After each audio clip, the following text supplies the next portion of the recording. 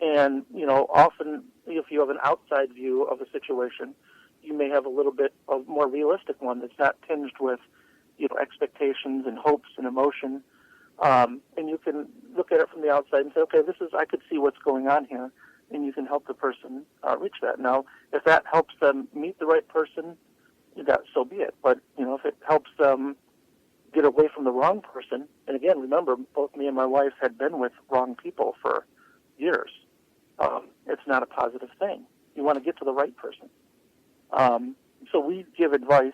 We really just don't matchmake. We just give the best advice we can, for our friends and family. Okay. Well, in the past, I'll be vulnerable here and say I have certainly come to you for dating advice. In fact, when I was really beginning my dating journey after situations in my life, you set up my online profile for me. So you really helped me kind of get my toe back in the water and find my confidence and figure out what was the right picture. I think you took my profile picture. I mean, so you were such an integral part for me about dating advice. And when I started dating, I certainly came to both of you, and you were incredibly helpful. What can you tell ladies? I want to let them borrow a little bit of what I got to utilize. What can you tell some of the ladies or men that are listening about online dating? If they're desiring to get into that, what should they know? What are some of the do's and don'ts?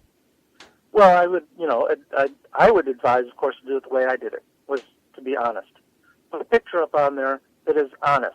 When I first saw my wife, she looked exactly like her picture.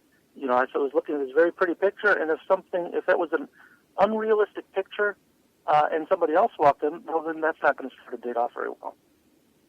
So you want an honest picture, so the person looks at you the way you really are, and they've decided, I want to go on a date with that person, seeing you as you are. So make it honest. Don't sit there and try to make something that's, going to maybe attract the wrong attention.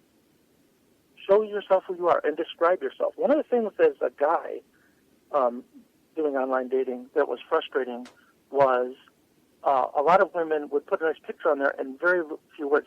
And it's funny because my wife had very few words on hers, so she was as guilty of this. But I think it's helpful for guys to know what they're getting into, and not just two sentences. Let them know this is the sort of relationship I'm looking for, or maybe you're not looking for a relationship now, and you just want to go on a date, and anyone that would want to go out with you should know that. So I would say, honest picture, very honest profile.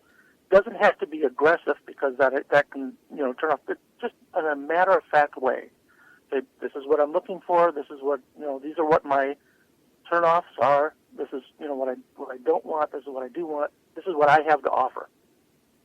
And other than, you can sprinkle in, here's some interests and things I like to do. One thing that I tell women in particular, and it's a funny way of saying it, but women are sort of taught to lie. Really? What do you mean by that? So, a good classic example is you're with a girl, and you're in a room, and there's another girl in the room who is much prettier than the girl you're with. And that's a fact. You can see it, anyone could see this is a much prettier girl than the one you're with, and there's nothing wrong with noticing that there's a pretty girl in the room. But a lot of women want the guy to act dishonestly and act like they are the prettiest girl in the room, even though it is objectively untrue. It doesn't mean if I notice that there's another pretty girl in the room that I want to be with that girl instead. No. I just noticed that there's a pretty girl, but that's not the one I'm interested in right now. I'm interested in this girl that I'm with. Right. And that happens with me and my wife all the time. She knows that I love her. She has got that confidence. And she can feel it. She knows it. So she'll point out, look at that pretty girl over. Oh, yeah, she is. And, but there's a little bit of that. And so guys are sort of trained, I think, to, with pickup lines and trying to, break through and get finagle their way in.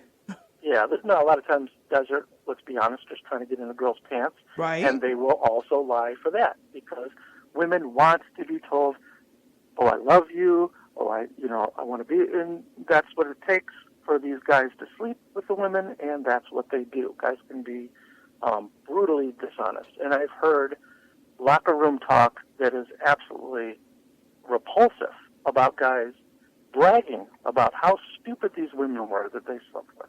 Wow. And, expose. We're revealing, spilling the tea. I didn't, well, that's interesting. I don't mind exposing people that act like that. You can go out and there's books out there, that teach you, pickup artist techniques and whatnot. And, I don't like that. I like the idea of honesty. If you want a relationship, that has got to be the core of it. It's honesty. And if you start off being dishonest, well, you're not going to be on the way to a relationship. Maybe that's not what you're looking for.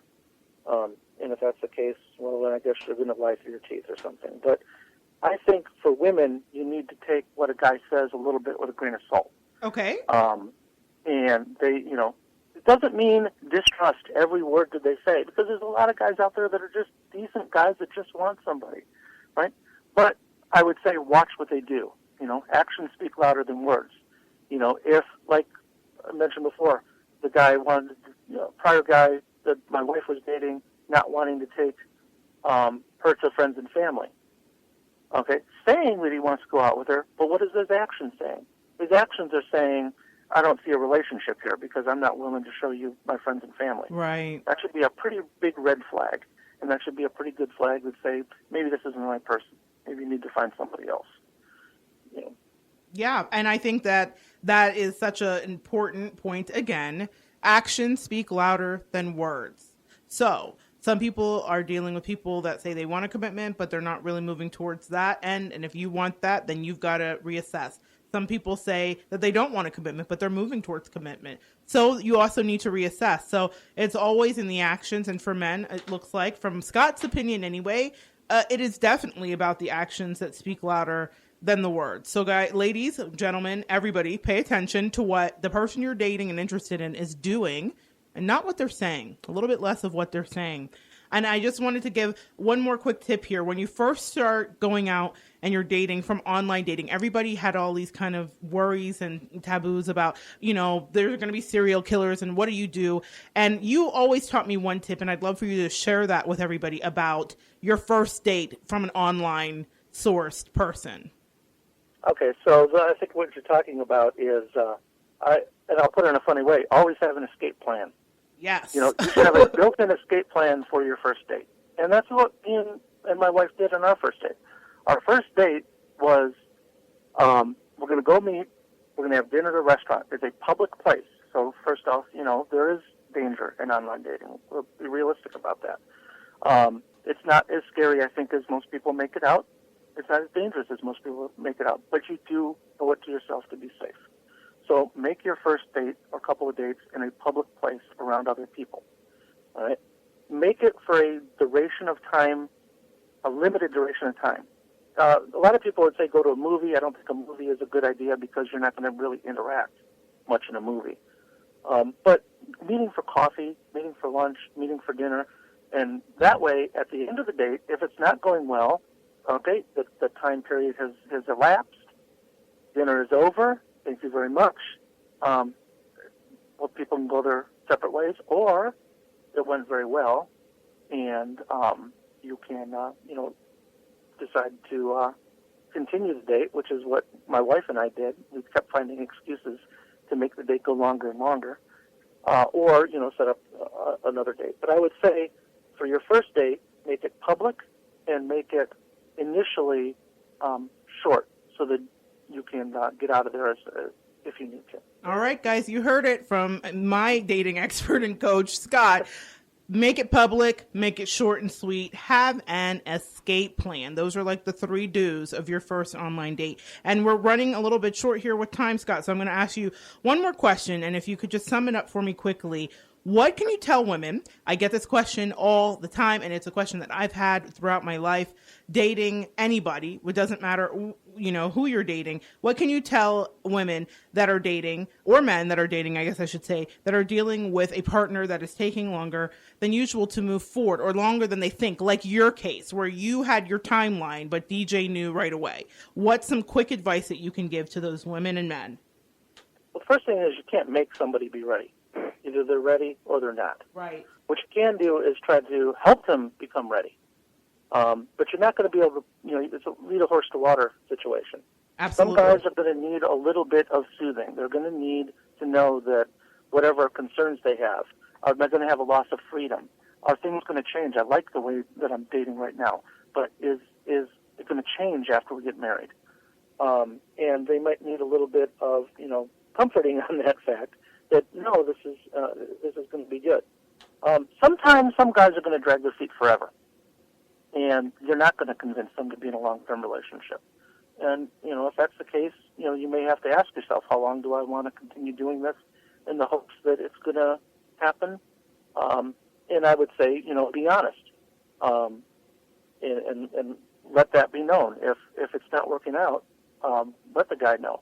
Sometimes I think a guy might need to have a little bit of an ultimatum. We've been dating for so many years and nothing's happening. You need to be honest and communicate, which is the core of any relationship. And so if you want to start a relationship off with somebody, start it off with that honesty. And All say, right. this is not working. All right, guys, you have heard it there first, and it's brilliant advice. Start off with honesty. Understand if the person you're dating needs an ultimatum, or understand how much time you're willing to invest and further commit to something if it's not going to where you want it to be. I talk to women and counsel women all the time that don't want anything past a long-term commitment. Like they want the, who is it, Goldie Hawn and I think Kurt Russell relationship where they've just been together forever and there's no marriage there. But it is a marriage, of course, of sorts, So I think that everybody gets to make that choice, and that's the beauty of life. We get to choose. But you need to know what's right for you and then know that you're in alignment with a partner who does that. Before you go today, Scott, I would love to know if there's any quote or anything that's helped you kind of get through this new part of your life, this wonderful marriage that's really working and fits with you. Is there anything that you can think of to share with the listeners today?